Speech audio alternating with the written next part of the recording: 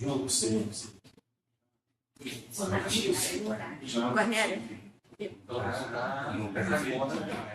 começar? Boa tarde a todos, bem-vindos para a primeira palestra do nosso ciclo de palestras desse ano. O ciclo de palestras que foi coordenado este ano por Sam e por José Svaco.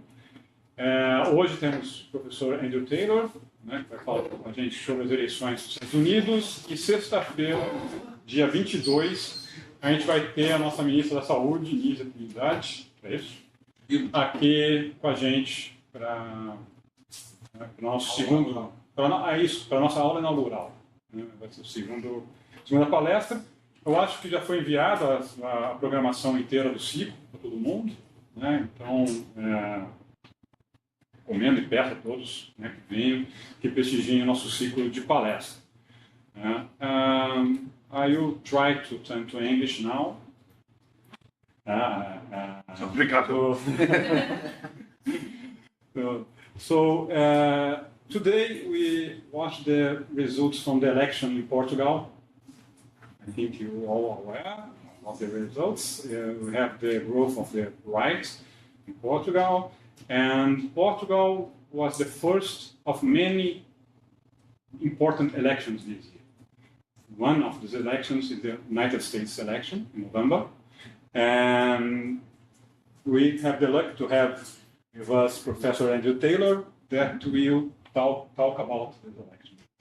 We'll talk about who will win the elections and what will they do after they win. Yes. So let me introduce you to Professor And Andrew. You don't need to read the whole thing. No. My bio is long. Okay. Okay. Professor Andrew Taylor is professor of political science in the School of Public International Affairs at North Carolina State University. His research focuses on American governmental institutions, and he has published many journals in the most important journals in political science: the American Journal of Political Science, the Journal of Politics, Legislative Studies Quarterly, etc. And among his books, there is The Elephant's Edge. That's his name, Elephant's Edge. The Elephant's Edge, the Republicans as a ruling party, and there are many books. And more recently, the Congress, a Performance Appraisal. Yes. Professor Taylor teaches American politics at North Carolina State University, and it's very nice to have you. Thank you. Bring some light to us in the future. I will try. Thank you. Thank you, Fernando. Thank you for a kind introduction. Thank you, everybody, for having me. Uno falo português, so this is in English, and I apologize. I appreciate you accommodating me linguistically as well as having me today. If you need me to say anything, again, I know everybody's English is great and it's much better than my Portuguese, but if you, I'd be happy to go over stuff. And we leave time for question and answers, obviously, and so in the questions, wherever you would like to take the conversation, I'd be happy to take it. We don't have to just strictly talk about the election this year. If you want to talk about things more generally in America, in the United States and American politics, I'd be happy to do that. So this is the logo for my institution, which is North Carolina State University, which is in Raleigh, North Carolina, sort of halfway between New York and Miami. So it took me I flew to Miami and then 8 hours to Rio. So that's where I am. So I'm going to talk about the US presidential election, who will win. I guess I'll start with, I don't really totally know. We were talking at lunch. I don't have a great deal of confidence in the outcome, but at least I can talk a little bit about the two. I know it will be one of two people, and we can talk a little bit about what the effects of a Biden victory would be and what the effects of a Trump victory would be.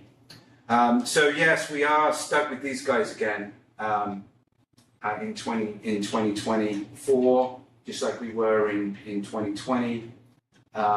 It seems like the same thing over again. The Super Bowl this year in the NFL was a rematch of the 2020 Super Bowl. So we're going to have Kansas City and San Francisco. We're going to have a rematch of the 2024 election between Joe Biden and Donald Trump. It's not, by the way, neither of them are official yet. So neither candidate has a majority of the delegates that they need at their national conventions, but it will be very, very soon. Biden obviously has no real meaningful opposition, although there have been some, particularly in Michigan, which is that has the largest Arab American and Muslim population in the United States. When they had the Michigan primary a couple of weeks ago, there were a significant number of Michiganders, they're called, people in Michigan who voted in the Democratic primary, who voted no choice or no preference as a kind of protest to the administration's policy on Gaza. I don't know what that means. I don't think it really hurts Biden in the long run. But Michigan is, as I'll show you in a moment, a very important state because it's very close between Biden and Trump there. And both candidates will want to win Michigan in order to become president. And as a result, this could be of some concern to the Biden camp. Trump doesn't have the nomination either, although I'll show you his opponents in a moment. His principal opponent has now stepped away after last Tuesday, March 5th, last Tuesday, was what in the United States we call Super Tuesday, because there's a lot of states' primaries. My state, North Carolina, we had our primary last Tuesday, and Trump effectively won easily every state, well, except one, Vermont, which his principal opponent, I'll talk about her in a second, won, but he is very close to being the official nominee as well. So it's not officially Biden versus Trump yet, but we're very close to that happening. So in the general, well, maybe I'll go to this slide first. When you sit down and make your talk, it's sometimes a different order and you want to give it on the day. So let's do this. I was talking about Trump's opponent, principal opponent. She's in the bottom right-hand corner here, Nikki Haley. She was actually Trump's ambassador to the United Nations for a while, but she had a falling out with Trump.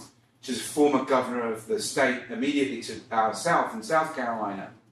And she stuck around when all these other guys got out because of the Trump train, I guess you could call it. This is Ron DeSantis here, who's governor of Florida. So DeSantis was considered to be theoretically, Trump's main opponent during the primaries. But DeSantis didn't play to a national audience as well as he perhaps has in Florida. And I think rather surprisingly ran a very weak campaign.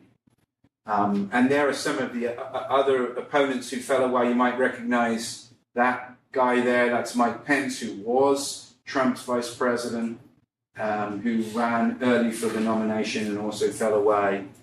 In the top right-hand corner is Tim Scott. I don't know, some of you I know are behind the camera, but he dropped out and endorsed Trump and is seen by many as a possible, and I'll get to this in a moment, running mate or vice presidential candidate for Trump.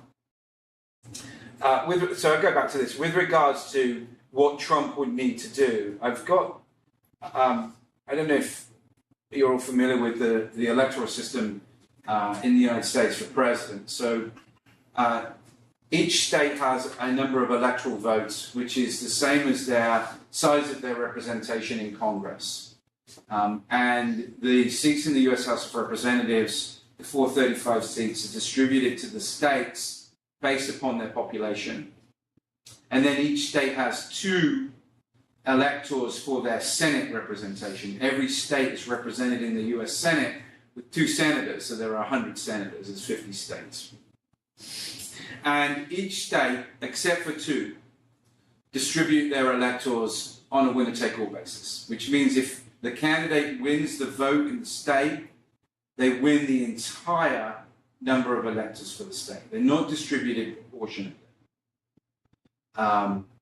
This means, I'm sure many of you realize, that the candidates spend a lot of their time and their resources during the campaign on states where the outcome appears uncertain, because it is a waste of resources, a waste of candidate time, a waste of money in terms of advertising, etc., to expend it in states which are very, very Republican or very, very Democratic.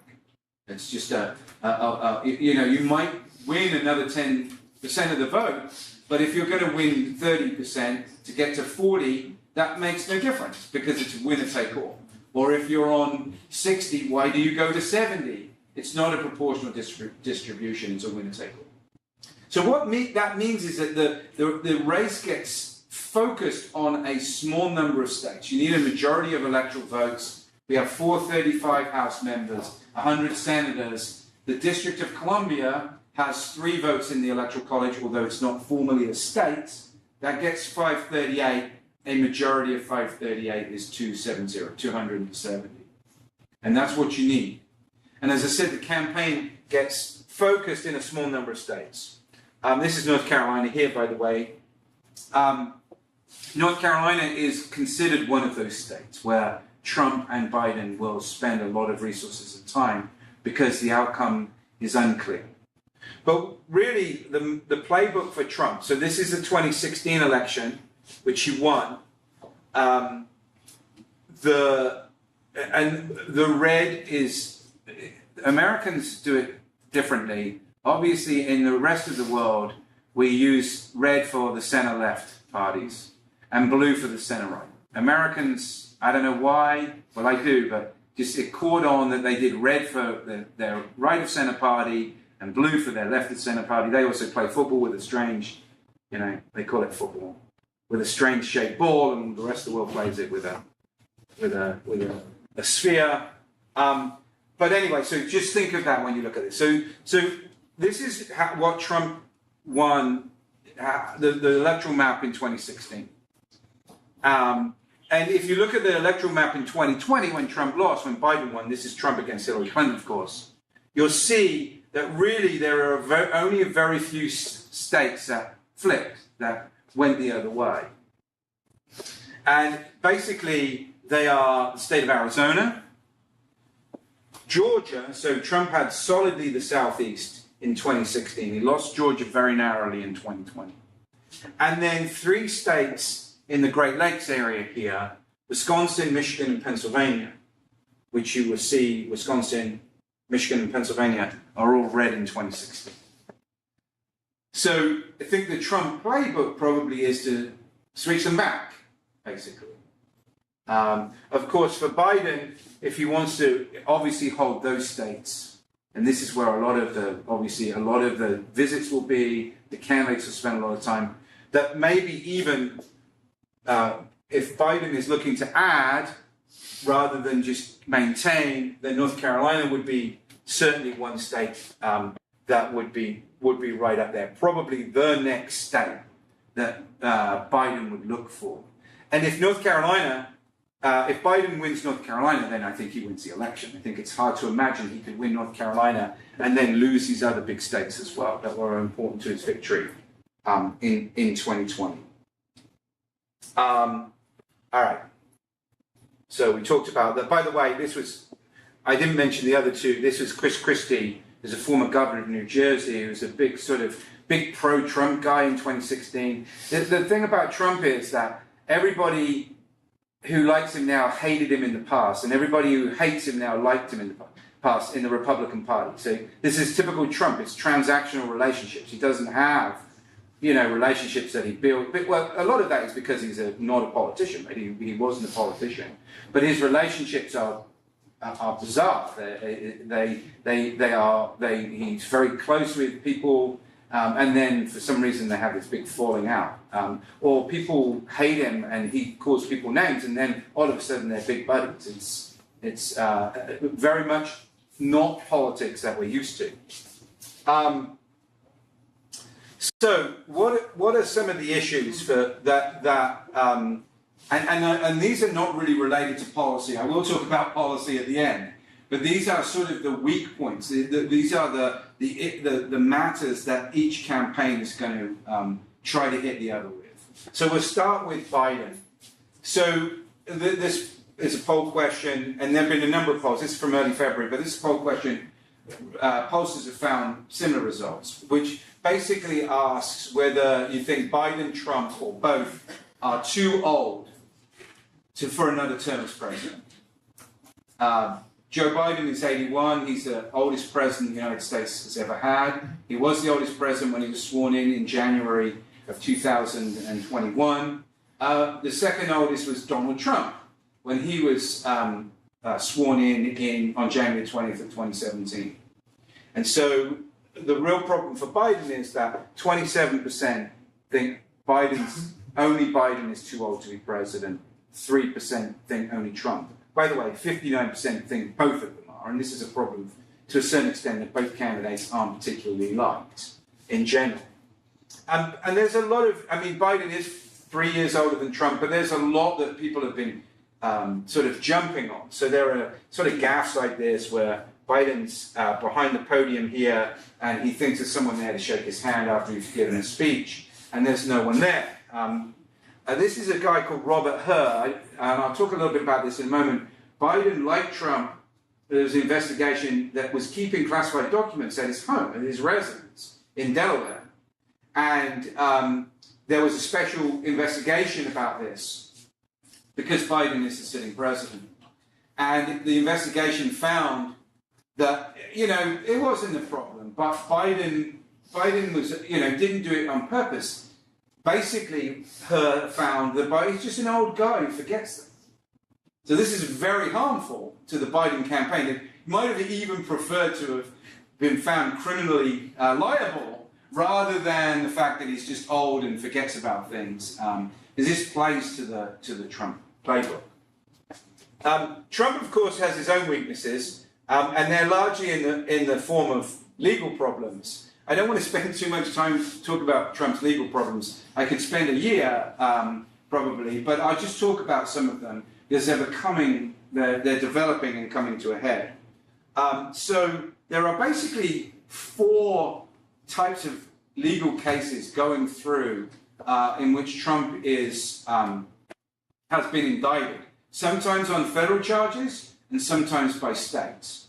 Probably the one that everybody is familiar with, I guess not least because you had sort of a similar episode in Brazil. There's a kind of an analog. It was what happened on January the 6th in 2020.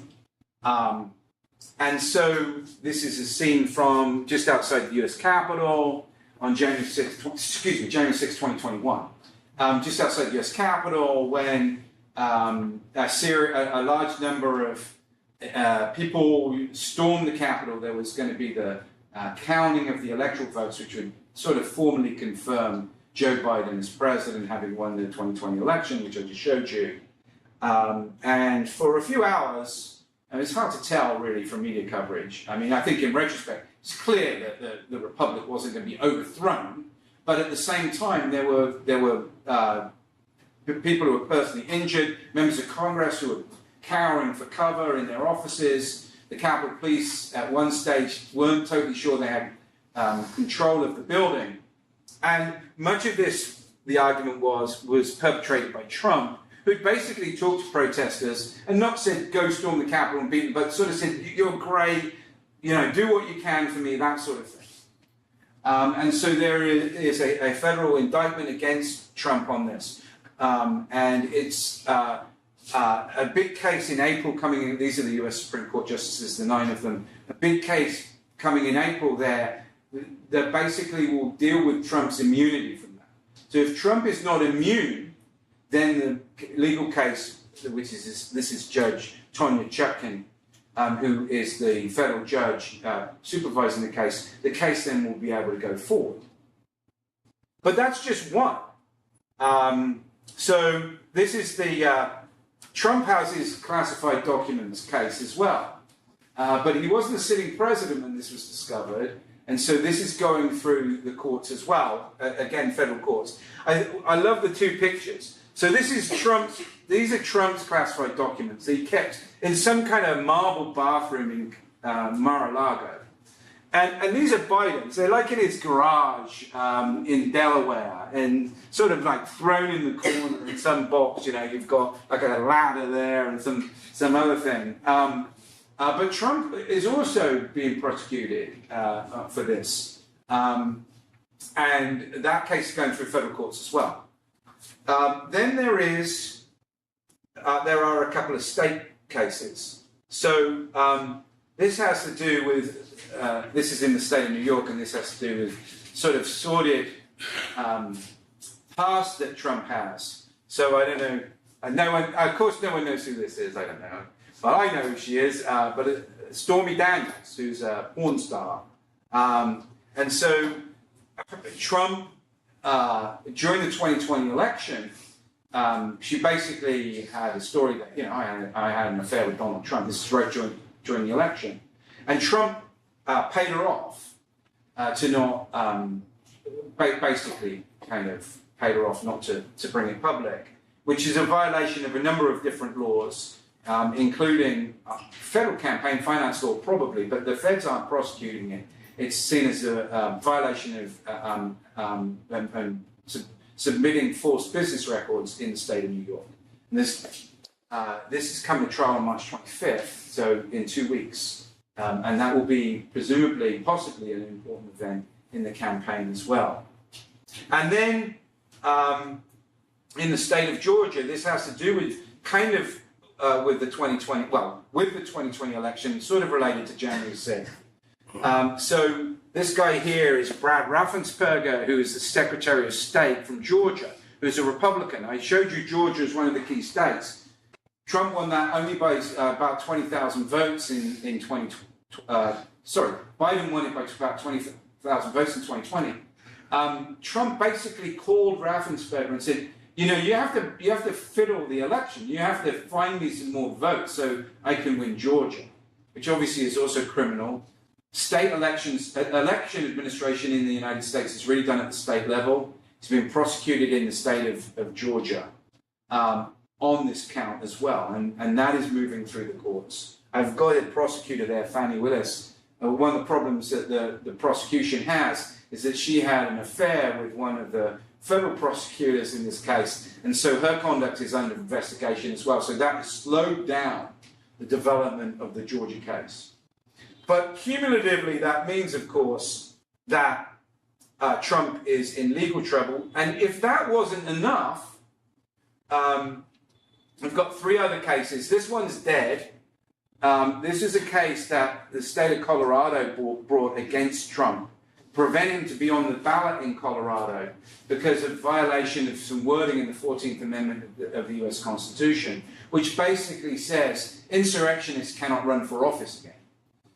Supreme Court has basically let that go, but most scholars believe that was the right thing to do.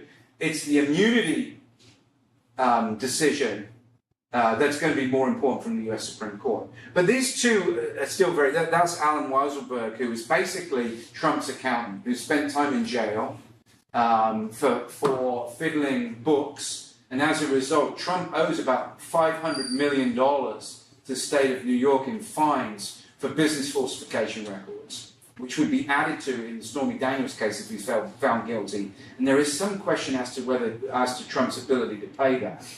And then this is Jean Carroll, who Trump was found guilty largely of defaming. So there was a sexual harassment suit. She said that he molested her in a changing room in New York City in a department store. Trump sort of kind of paid that off with a relatively small fine, but then he went on social media and basically defamed her. and he was found has to pay $93 million in defamation when he should have just let it go. And this has brought the case back up as well in the public eye that he was engaged in this kind of conduct. So this is absolutely crazy, obviously, and any of these could have some effect on the election, particularly since it's so close.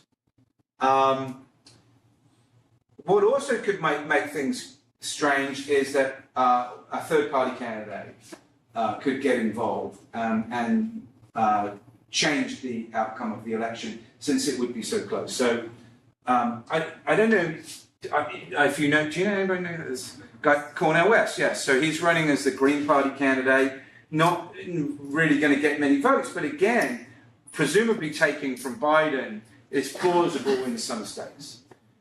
This is Robert Kennedy's son, RFK Jr., who is trying to run an independent candidacy. He's been in my state a lot in North Carolina. I saw his bus when I ran a 5K in a different town, and he was apparently I missed him by about 5 minutes. Trying to get on the ballot in a lot of states, and in polling he's doing very well. People aren't totally sure if he hurts Biden or Trump more. It's interesting. He's very populist, and that appeals to a lot of Trump supporters, even though, of course, he's Democratic Party royalty as a candidate. This is a guy called Joe Manchin who said he's not going to run again, not going to run for the presidency as a current senator, Democratic senator from West Virginia. But I've got no labels here. This is a group that's very concerned about the future of the United States and wants to run what they call a unity ticket, which would be a Democrat and a Republican. Probably the Republican is presidential candidate and Democrats vice presidential candidate, and they're considering doing that, although there are a number of people who said, I don't want to do it, a number of possible candidates. But it's plausible that they could get on the ballot in a lot of states and, again, confuse the outcome and have an effect on the outcome. So that's to look forward to. Would Biden drop out? I think it's getting a little bit late for that, but there's still some question. It's possible for either candidate not to be the nominee, as I said, because the conventions don't happen until the summer. And the delegates go to the convention bound to vote for the candidates. And as I said, both Biden and Trump basically have a majority of delegates. But if Biden wanted to release his delegates, he could. And say, you know what, I'm not running, and then try to work out who would be the nominee. The obvious candidate would be the vice president, who's current former California Senator Kamala Harris. But there are others that have been talked about, including two governors. This is Gavin Newsom, who is the governor of California, which of course is the largest state in the United States. This is Gretchen Whitmer, who's the governor of Michigan, which is one of those very big and also very important swing states. And you probably know who that is as well. There's even talking Michelle Obama would be the candidate. I'm not sure about that, but Obama, she polls like through the roof. So, you know, if you just want a winner, she might be someone to look to. So there is still some question. There are a lot of Democrats who are concerned that with Biden's age, they're concerned with his ability to go forward. I put the slide together before last Thursday's State of the Union address. I don't know if any of you watched Biden's State of the Union. I'm assuming that CNN carried it. I don't know if CNN Brazil carried it. But he was very feisty. He tried to project this image of energy and youthfulness. He's very feisty. He's shouting about Republicans, trying to get across the idea that he isn't that old, and he's fine. And we're getting to the stage here where if nothing happens within the next month, and Biden said he's running, I think it's very, very unlikely that he would not be the Democratic nominee. Who would Trump run with? So I've got Trump with, well, he's not with Elise Stefanik there, but with 4 people that are possible candidates. Notice no Pence.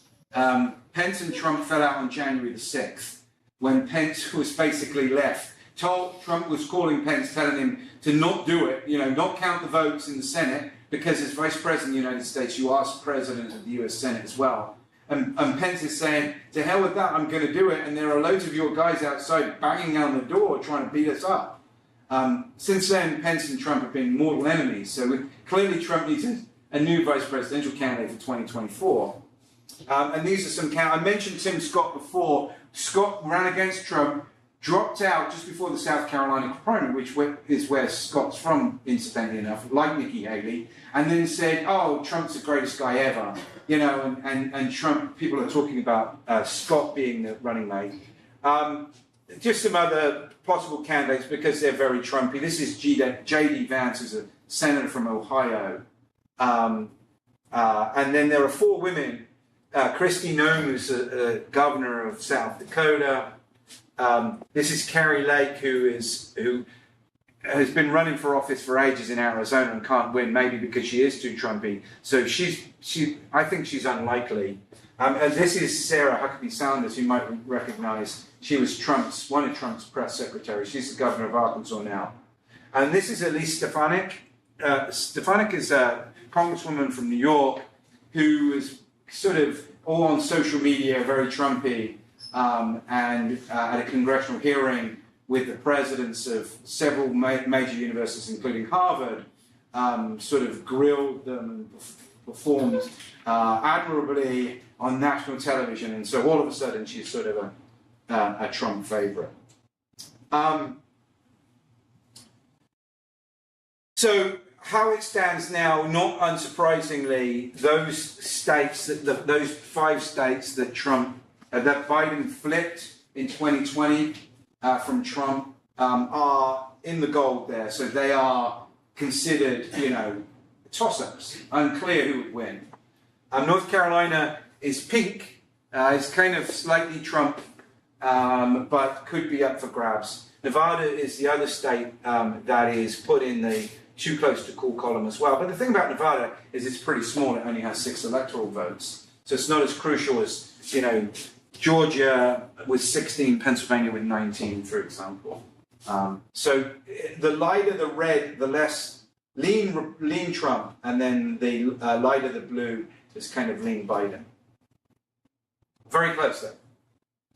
We will also have our congressional elections in November. All 435 seats in the US House of Representatives will be up for grabs. The Republicans have a very, very narrow majority. There are some vacancies at the moment, but there are 219 Republicans. If you take half of 435, you know that that's 218, basically. So they have the slimmest of majorities, which is one of the reasons why they haven't been able to run the House of Representatives. There's been a series of speaker elections which have demonstrated their inability to have a cohesive majority. The Senate is just as tight. At the moment, we have 50 Democrats, and technically we have 49 Republicans and 48 Democrats. But 49 Republicans and 47 Democrats, but there are 3 independents who consider themselves Democrats for the purposes of giving the Democrats a majority. So it's a 51-49 majority. No, it's 49-48. 3 independents makes it 51. So the Democrats have a very narrow majority in the Senate. So both of these chambers could flip. It's going to be a very close presidential election, very close election for a majority in the House of Representatives, and very close election for the majority in the Senate. The bad thing for the Democrats in the Senate is that because Senate terms are only 6 years, 1/3 of the Senate is up every 2 years, and the seats that the Democrats are defending, the Democrats are defending a lot more seats, and some of them are in states that Trump won in 20, because these are the people who were elected in 2018, which is a very good year for Democrats.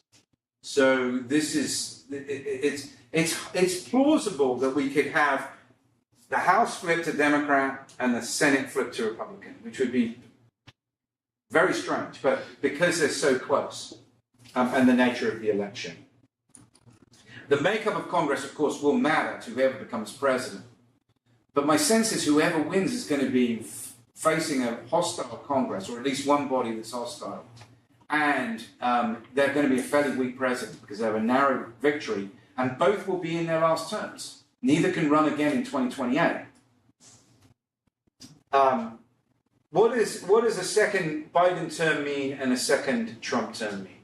Well, for Biden, the issues that he's been running on, one has to do with prescription drugs. So drugs in the United States, legal drugs, medicines are very expensive. And there are all these stories of people, going to Canada, going to Mexico to get their drugs, where they're subsidized or essentially free. And this has been a position that Biden's had for some time. He's had some success in some areas. He will continue to do that. He mentioned that in his speech on Thursday. Subsidizing childcare as well. The US always thought it was immune from the European disease of falling birth rate. That's no longer the case. Our birth rate has dropped dramatically as well. And so as a result, there's concern about dealing with expensive childcare. Biden also wants to provide as much as he possibly can, and this is really a state-level policy, but the feds can help. Community college is free or near as free as possible. So we have a system of colleges, mainly vocational colleges, that a lot of high school leavers go to rather than go to a 4-year academic institution for their degrees. And Biden wants to make this much more or largely free of charge, if at all possible. The guns are constantly an issue in American politics, and Biden is pushing forward with an effort to have a ban on assault-style weapons that is somewhat controversial, and also to change the tax system to have basically a wealth tax. One of the interesting things about the Democratic Party is that Democratic voters are increasingly affluent. And Republican voters are increasingly less affluent, largely as a Trump factor. And so the typical sort of we need to have a progressive tax structure is not a good news for them. It's not a good policy for Democrats now, because it would get and tax a lot of affluent professionals who are at the heart of the Democratic Party base. Okay? The millennial couple, he's a doctor, she's a lawyer, who live in California, and they're together making $500,000 a year, and they're staunch Democrats. So the typical sort of progressive tax approach is not working, would not be good policy for a Democratic presidential candidate. So now it's a windfall tax on the very rich, rather than a progressive tax that Democrats are going for. And then what would a second Trump term look like? Well, he reinstated a lot of the immigration policies of the first term, which in many ways weren't particularly successful. U.S. immigration into the United States, undocumented or illegal immigration to the United States, has been going up like crazy since the financial crisis. The only thing that stopped immigration at the end of the Trump term was not Trump policies, but was COVID.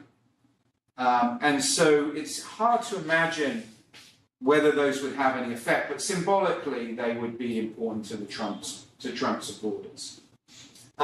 There'll be probably trade war number 2 with China, although interestingly enough, Biden has kept a lot of Trump policies, protectionist trade policies, because they are traditionally Democratic policies. And so we will probably, but Trump likes to Trump is a lot more sort of, confrontational than Biden, so he'll probably get into some Trump trade war with Xi again, and we'll see that again. I don't know if many of you have been following abortion policy in the United States. So essentially a Supreme Court decision in 2022 reverted abortion policy back to the states, because the Supreme Court said there's no constitutional right, federal constitutional right, and so the states are all over the place on this. But many social conservatives see the opportunity to have a national abortion ban. I don't think Trump will put this in the platform, but I don't think he really wants to push it too hard. But anyway, there's talk of that at 12 weeks of pregnancy. Trump, favorite of a lot of conservatives at the moment is a tax on higher education. I mentioned Elise Stefanik in her congressional hearing. So there's a sense that institutions of higher education in the United States are sort of indoctrinating students in left-wing politics, and that conservatives should go after higher education. I'm not entirely sure how, but that will certainly be a part of a second Trump term. And some other issues as well, including NATO reform, which is Trump. I don't know, this is something that Biden said last Thursday. Trump had effectively said, he was asked a question about, what do you think the countries who are not contributing enough to NATO, which basically means 2% of GDP spent on defense, what about them? And basically Trump said, well, Putin could do whatever he wanted. This is something that Biden quoted, you might have seen last Thursday in his State of the Union. But Trump really means that they need to spend more money on defense, and they can't count on the United States to defend them. It also very much, use federal law enforcement is a state policy, state-level policy in the United States, but he would really try to have a stronger federal role in fighting crime. And I know I said I know I'm like 5 minutes over, but let me talk about Latin America real quick. So what would a victory mean for Trump or Biden for Latin America? Well, if Trump wins, it will be really interesting to see what the relationship between Trump and Lula would be. I think for Brazil particularly. I'm sure, I suspect that neither of them would be able to help themselves and be diplomatic with the other. So there's bound to be some kind of incident. I don't know what it would be like on what issue that would make Trump annoyed about Brazil. I'm sure something would happen. And Brazil specifically because of Lula. I'm not going to predict what that issue would be, but you can bet your life in 4 years, something's going to happen. I know Lula's up in 2 years, but something would happen. For a lot of Republicans, Javier Milei is like a superstar after his election in Argentina. And Biden sort of ignored Argentina. Argentina is not very important to the United States. But I suspect that Trump might try to make Milei some kind of star. Like, Lula, this is who you should be like. Brazil, this is what you should be like. You should be like Argentina. And that's fine. But knowing Trump, there may be policies involved. It may become something he really wants to do. Who knows with Trump? But that presumably would have some effect on U.S. relations with Latin America. And the same with Bukele in El Salvador as well. Is sort of very, he's become some kind of star in some conservative circles because of his policies on crime in El Salvador. No one likes Maduro in Venezuela, but particularly Trump. So the U.S. has been actually even under Biden, is really trying very hard behind the scenes to obviously cut Maduro off. It's not been very successful, but there are signs that the Venezuelan regime is crumbling a little bit, and I think Trump would clearly push that harder. And then obviously with both presidents, what is it going to mean for trade? What is it going to mean for immigration? What is it going to mean for drug trade? Trade for the whole region. Both of them are protectionist, but Trump obviously a little bit more so than Biden. And particularly for Central America, the Trump policies on immigration are going to have some significant effects as well. But anyway, I've overstayed my welcome a little bit here. I said to Fernando 30 minutes, and I think I went 40. But I think there is time for questions. Yes, yeah, so be happy to answer any questions that you may have. Yes, sir. Thank you for the presentation. I'm a honored student in the second year of my master here. My question is because this whole sequence of lawsuits against Trump, both in state level and federal court, the ones that could make him lose his political rights haven't reached an end. But they had an influence with the Republican electorate. I remember that when they took the mug shots from Trump, there were a lot of T-shirts, cuffs, all the propaganda. So the lack of a decision, as we had here in Brazil, with Bolsonaro losing his political rights for some time, would, in the end, his lawsuits benefit him. These lawsuits again being looking at. I'm sorry for the word. Yeah, would they benefit Trump or would they hurt Trump? Yes. That's a very good question. And I think it's an open question. I'm so sure. I feel like I can't see anybody for this. It's a very good question. And I think it's an open question. So as you can imagine, a lot of pollsters have asked people, who are you going to vote for? And then asking of Trump voters, if Trump is found guilty of a felony, or maybe they'll put in one of these cases, would that make you more or less likely to vote for him? Now, first of all, this is a hypothetical at the moment, and us social scientists know the problems with surveys and asking people their preferences.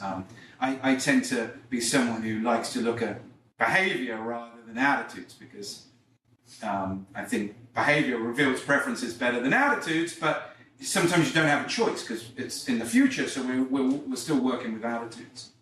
And most people say it doesn't make a difference.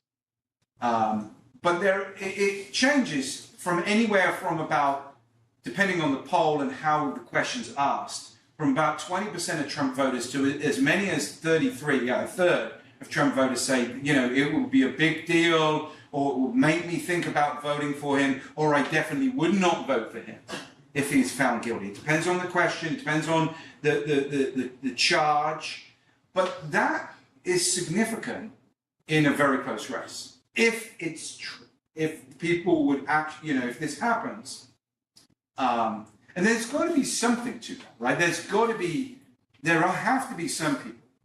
I can't imagine that a lot of people will say, it makes me like him even more, but they are already voting for Trump, regardless. So it's got to be a negative. The question is what. Now, it's possible there are some people who say, I'm going to vote for Biden, but if Trump gets indicted, he's been indicted. If Trump gets convicted, I'm going to vote for Trump. But I can't imagine that's very many people. It's got to be more in the other set. And again, in a close election, that can have an effect. Trump says it doesn't matter. But my sense is that they are concerned about this. And it would be a net negative for Trump. The question is it a negative enough to cost him the election? And that, I think, that's an open question.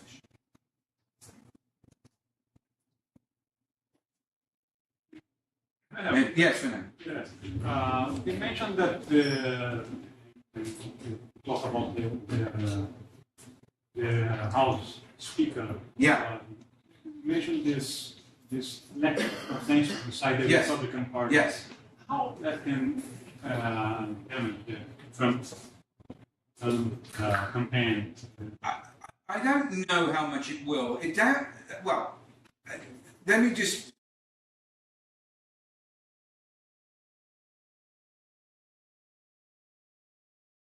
So I don't know if any of you or Brazilian media gave this much attention. The Republican majority in the House of Representatives has been slim ever since the 2022 election. And the first vote in the House of Representatives is for a speaker. They have to choose their speaker before they're even able to operate, because without a speaker, you can't pass the rules and you can't legislate. The Republican majority is so slim, and the Republican majority is so fractured and divided that in January of 2023, when they're trying to begin with a new speaker, it took them a week and 15 votes to finally agree on a speaker. Every Democrat said, no, we're not going to take anybody. And that's their job as a minority, as an opposition. It was the Republicans' job to get a speaker that they could support, and they couldn't agree with each other. It took 15 ballots and 5 days, Monday through Friday. Finally, they get a speaker, a guy by the name of Kevin McCarthy from California. His problem was that he promised, in order to be speaker, he made a promise that if one person wanted another vote on who the new, on the speaker, they could vote and get rid of him, and then they'd have to elect another speaker. Just one member could get up and say, I move, they call it to vacate the chair. It's like a vote of no confidence. And so, you know, we go through January, through the summer, kind of okay. We get some budget politics in the fall, September time, and then Republicans, a few Republicans are starting to get a little bit annoyed with their speaker because he's having to make some deals with Democrats to get stuff done. Not least because President Biden has a veto, and you need 2/3 to override a veto. So he has to make deals with Democrats. And so a small number of Republicans are, this guy is terrible. Let's have another speaker. So they get rid of McCarthy, but they can't, again, get enough people to vote for one person for speaker. So they have to create what was called an interim speaker. This is someone who basically is a bit like, I don't know if any of you study British politics at all, but it's more like the speaker in the British House of Commons, without the wig. Although the speaker in the British House of Commons doesn't have the wig anymore. But just a gavel. Can't introduce legislation, but can just, all he could do was basically preside over votes for a new permanent speaker. Just want to say a little bit about this. The guy who was the interim speaker was a guy by the name of Patrick McHenry, who you shouldn't know. But he was a student in my class the very first semester. I taught at NC State in the fall of 1995. And I was so pulling for him to be the regular speaker because I could say I taught the speaker about the US Congress. That would have been so. But I taught the interim speaker. I taught the interim speaker about the US Congress. McHenry didn't even actually finish at my institution. He went somewhere else to get his degree, but he did take my class that semester. Anyway, finally, after having 3 or 4 people drop out and say, I don't want this, put their hand, it'll be me, and there'll be 3 votes over 2 days. We can't get that guy. I'll do it. We can't get that guy. They came up with Mike Johnson, who's currently speaking now, and not surprising that there are people who are annoyed with him. Back to Fernando's question, having filled in the details, it's not good for the brand. It's not good for the Republican brand. It makes the Republican Party seem incompetent and incapable of governing. However, the candidate they have for president this year is not really running on the Republican brand. Right? He runs as someone who is of but separate from the Republican Party, who is a personality in his own right.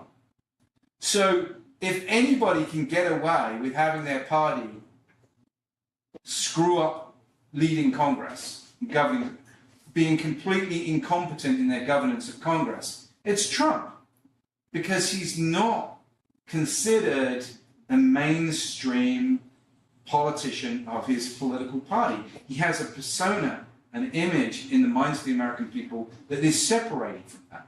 And he's the one who goes on social media and says, the Republicans are terrible. He'll say, the Republicans are terrible. Well, wait a minute. You are a Republican. But no, they're terrible. This is the way you should do it, like I do.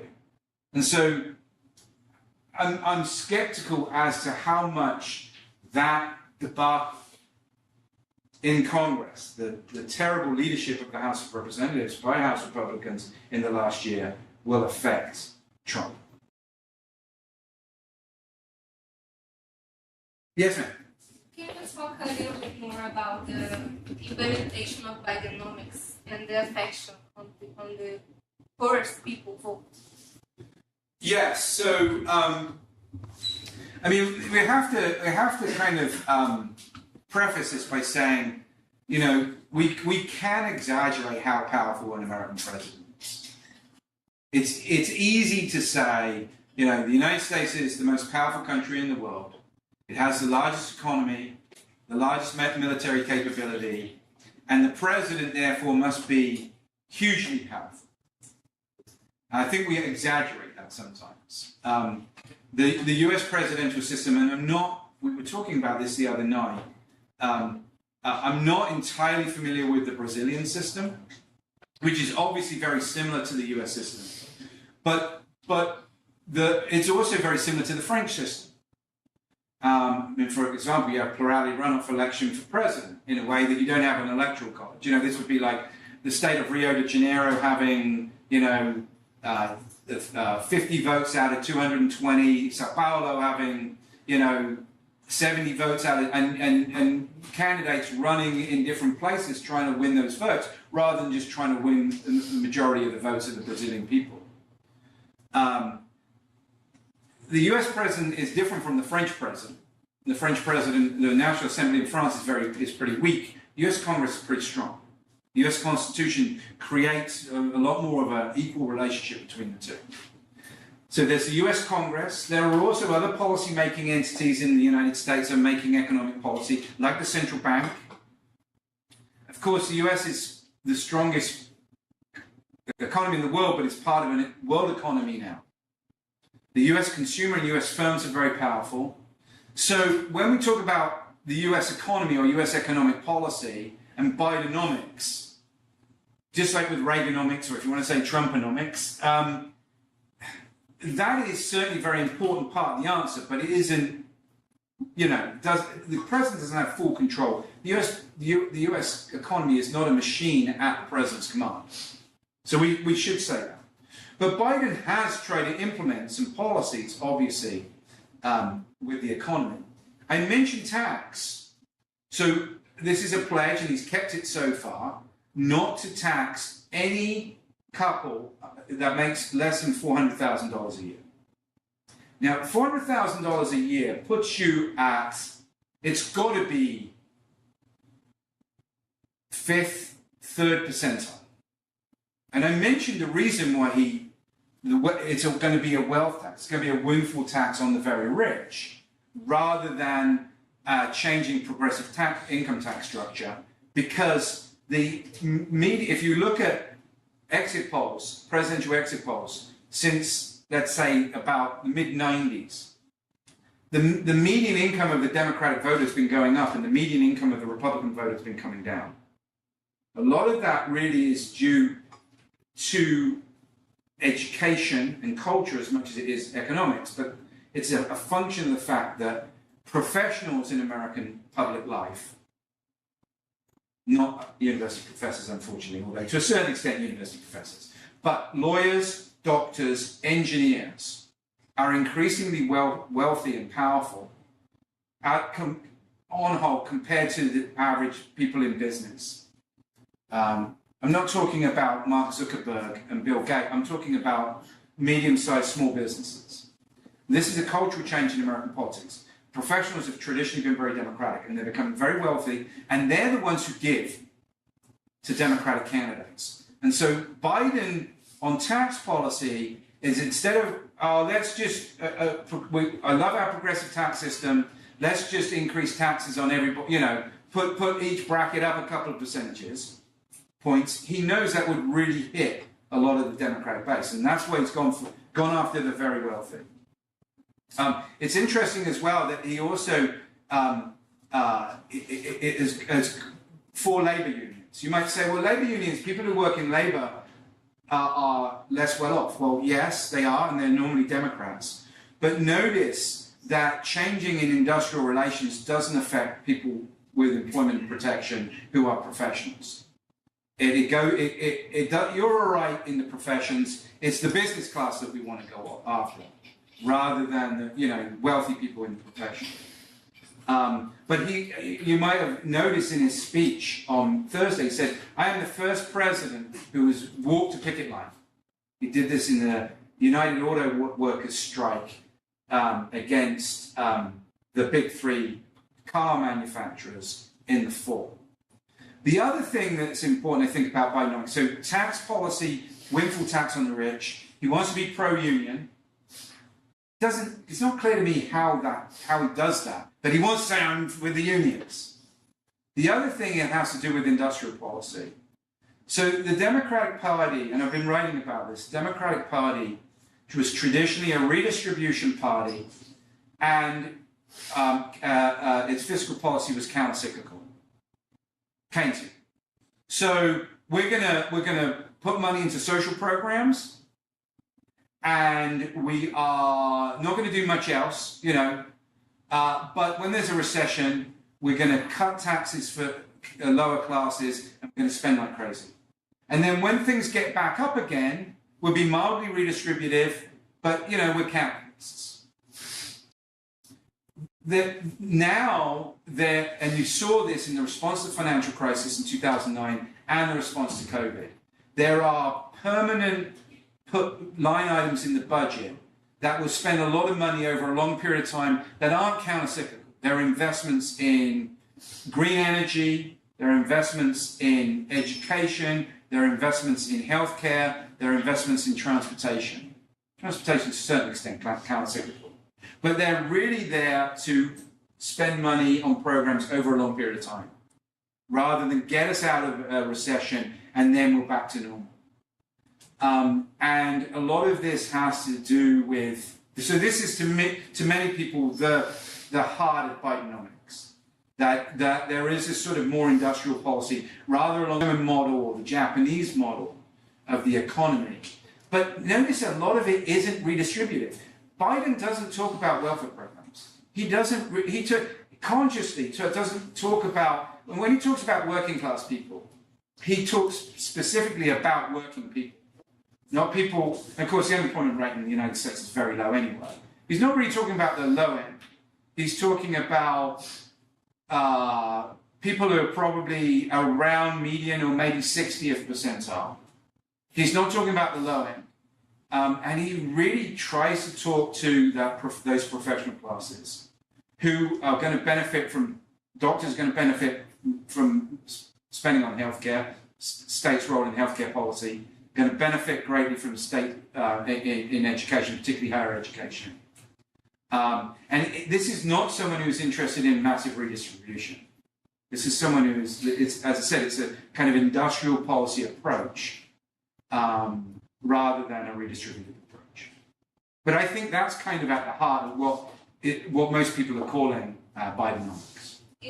And the affection on the poorest people. Then is marginal, is negligible. It wouldn't be fair to say it's negative, but it wouldn't really be accurate to say it's positive either, I don't think. And you know, increasingly, so notice on the union thing. So the most union activity in the United States these days, the most potent most potent unions are public sector or service, not industrial. Who are those workers? Well, they're disproportionately female, but more importantly, they're disproportionately immigrant. So when Biden was giving his State of the Union on Thursday, and he said, "I'm with unions," it was God, I can't remember his last name now. First name Sean, United Auto Workers president, who was in the gallery. I don't know if you saw this going. Thank you, Mr. President. I'm the first president who walked a union picket line. That's the United Auto Workers. Historically, they've been, you know, these are, yes, they are blue collar, but they are historically been pretty affluent.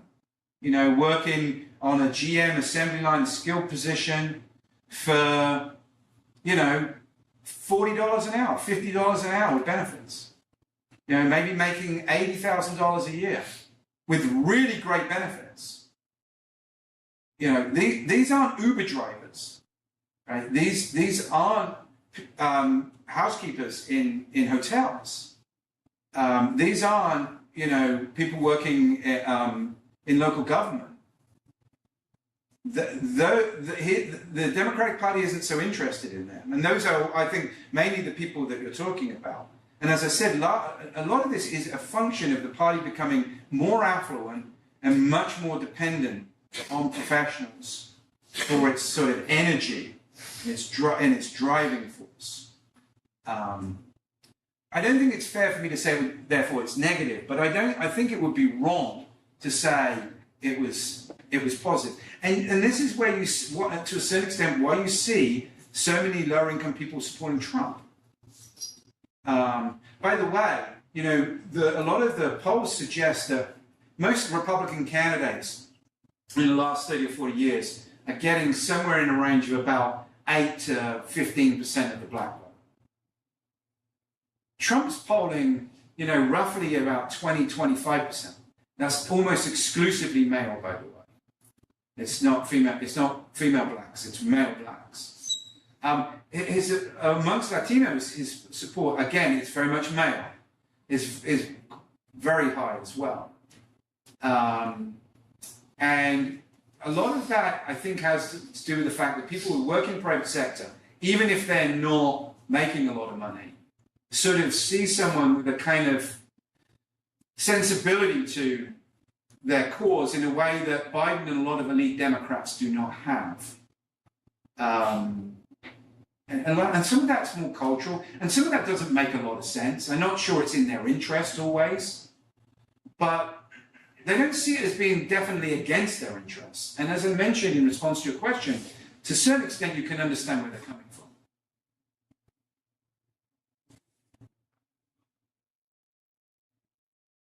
Yes? Thanks for your presentation. Oh, I'm happy to be here. I'd like to know if it's armed conflicts in which the United States is involved can have any impact on the elections. If the United States were to get involved in an armed What? well, are you talking about a current conflict? Yeah, the Ukraine conflict and... Oh, Ukraine. Yes. Oh, sorry, I thought, yes. Well, it's there. I mean, I don't know what Brazilian voters are like, but American voters have an incredibly short attention span. I mean, I don't think anybody has mentioned the word COVID at all, Trump or Biden. Trump was in charge. You would think Trump will be out there making an argument that I did a really good job in COVID, and Biden's going to be out there and saying, he did a terrible job with COVID, I'm the one who rescued us. I mean, that was our lives for 2 years, basically, or just, nearly. And it's almost as if no one, and I'm not saying Trump did a bad job or good, I'm just saying it was such a, but no one cares anymore. It's like it was, let's talk about what happened 5 minutes ago. To a certain extent, that's happening with Ukraine, the Russian invasion war on Ukraine. Especially, unfortunately, amongst Republican voters. So when Putin invaded Ukraine in February of 2022, almost universally, Americans were outraged and were supportive of Ukraine. And this was reflected in the amount of money that was appropriated and by the Congress to support the Ukrainian war effort. Now there's been, I mentioned Trump's remark about Putin and NATO partners. Of course, Ukraine isn't a member of NATO, but it is sort of talking about that kind of stuff. Now there's been a real erosion of support on the Republican side. Trump is sort of pushing it a little bit, although Trump said, I don't like Putin. I don't know if any of you saw that interview with Putin, where Putin said, I prefer Biden to be president. Did any of you see that? And Trump goes, yeah, see, I'm right. Putin's probably playing with us. But there has been an erosion. It's to the extent that in the State of the Union address last Thursday, which I keep referring to, that Biden gave to the joint session of Congress. This is an annual address, by the way, the president's give. It's always very closely watched, especially in an election year. Biden said, we're Ukraine, Ukraine. I hate Putin. Putin, look what Trump said about Putin. No one likes Putin. But remember, we're not sending any US troops there. Remember this. This is just about money. It's not about American service personnel. It's not about Americans dying. And so he's kind of retreated a little bit. Biden has, as his support goes down. They just made an agreement that's sort of tied in with funding for Israel and funding for the budget last week to increase some of or to continue some of the funding for Ukraine. But this is going to get wrapped up in the presidential election. And as Americans forget about Ukraine, it recedes in the news. the conflict in Gaza is increasingly of interest to people. The economy will be, it always is. And it's going to be much harder for people who, and this I still think is a majority of Americans, much harder for them to continue to translate support for Ukraine into dollars that are sent there, or even weapons that are sent there. I mean, this is another argument by Biden. Look, the Congress, we might be giving money to Ukraine, but they're buying American stuff, or so that's good, right? So the argument is getting weaker and weaker and weaker as proponents of this retreat, because there are increasingly Republicans egged on by Trump who are skeptical about the supporting Ukraine. I have a question. Yes. It might be a silly question, but what about the questioning that has been repeatedly reported on international news about the capability of Biden of governing? Yeah. So. Yes, because it's something that, from what I can tell, is something that, Trump also make use of them like a political weapon, and how it's going to affect the lead of win. In many ways, this is principal weakness, as I said in the presentation. That was the State of the Union, and I keep referring to it, but it's an important moment, and it was last Thursday. And remember, like all Americans, I have a 5-minute attention span, so it's recent enough that I keep talking about it. But it is an important event. That was what that was all about. Biden getting up there and sort of being loud and energetic, and saying, I'm not too old. In some ways, Republicans might get themselves into a trap here. And it reminds me a little bit of a little strategy that George W. Bush played in the 2000 election against Al Gore. A lot of you guys in here, if you were born in 2000, but some of us, Fernando and I, remember. Some of our other colleagues in the room. In 2000, George W. Bush, in the United States general election, there is a formal, institutionalized series of debates between the candidates. It's always between the Democrat and the Republican, although in 1992, and you don't remember 1992, but I do, there was actually a third candidate, Ross Perot. But these are in the calendar. They are part of what you're supposed to do during the general election campaign. And the Bush people decided on a strategy. They said Al Gore had actually given a debate on a CNN show a little bit earlier as vice president. Remember, he was Clinton's vice president, about NAFTA, about trade with the North American Free Trade Agreement, the trade agreement between the United States, Canada, and Mexico. And he performed brilliantly, by all accounts. I mean, it was brilliant. But everybody said, Al Gore, what a smart guy. How Ross Perot was his opponent, actually, in this debate. He is just so smart. He knows everything. He wiped the floor with Perot. So the Bush people said, we'll play this game. So they said, we're not going to debate. We're not going to debate Al Gore. He's such a great debater. He'd be a horrible president, but he's such a great debater. We're not going to debate him. They knew that position was unsustainable. If Bush didn't show up for the debates, it would look terrible. But what they were doing was they were suppressing the expectations about Bush's debate performance. So when the debates came around, everybody said, he's okay. I mean, it wasn't a very interesting, the 2000 debates were terrible, but it wasn't a very interesting debate because Al Gore and George W. Bush were boring. It wasn't a very good debate, but Bush is okay. He's just as good as Gore. Why is everybody saying he's terrible?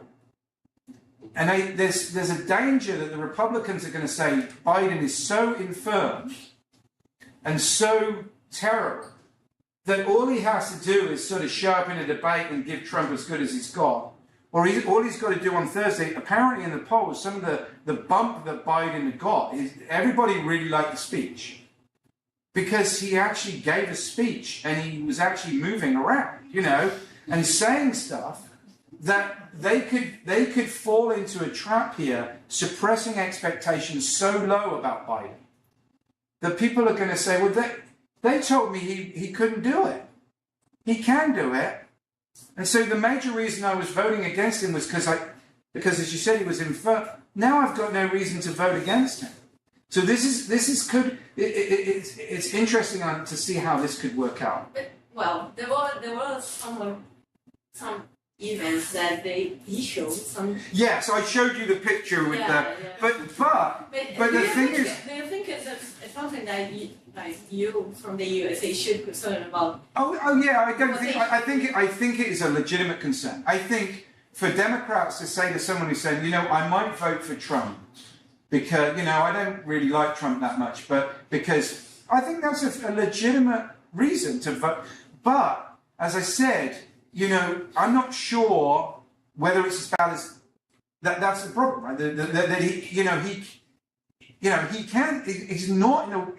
He's not a vegetable. He's still a man who knows stuff and does stuff, right? So it's not as that. Is he 81? Yes. Is he probably as sharp as he? Is he less sharp than he was at 61? Sure.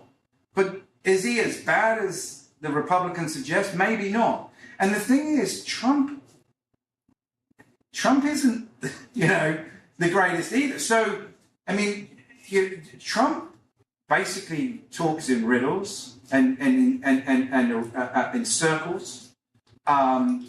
He has had possibly, people are talking about him having some health issues. He's put on a significant amount of weight. That would be really bad if, it turns out that Trump shows himself to be a little bit more infirm than maybe even Biden, given the argument Republicans are making. I think you're right. I think it is playing a role, and that's why I put it as Biden's principal challenge in the presentation. But at the same time, it's possible that this could actually rebound against Republicans by them saying that Biden is, the bar is so low.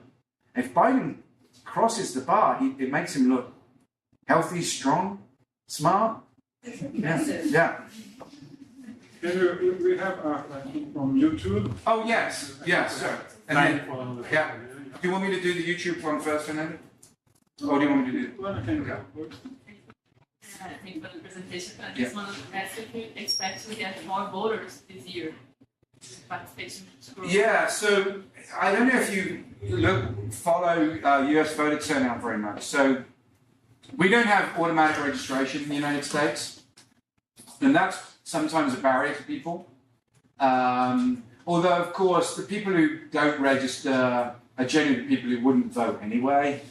They're highly correlated. But of eligible voters, this isn't registered voters, of eligible voters, turnout in the United States has actually been going up.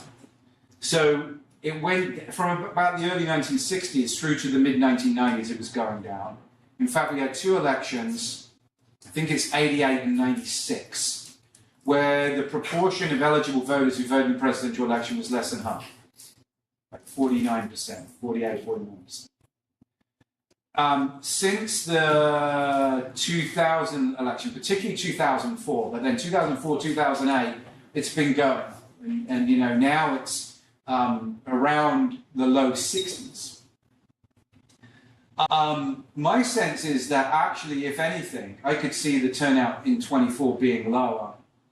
Some of that is because the bar's high now compared to recent elections. But there is, and this is why I brought up the stuff about independent candidates or third-party candidates. There is some real concern, that there is a genuine feeling of unenthusiasm about the two candidates amongst a lot of American voters. Some of it has to do, as in response to the previous question, about the age of both of them. So there's this sort of sense that, the United States is caught up in a gerontocracy, so ruled by old people.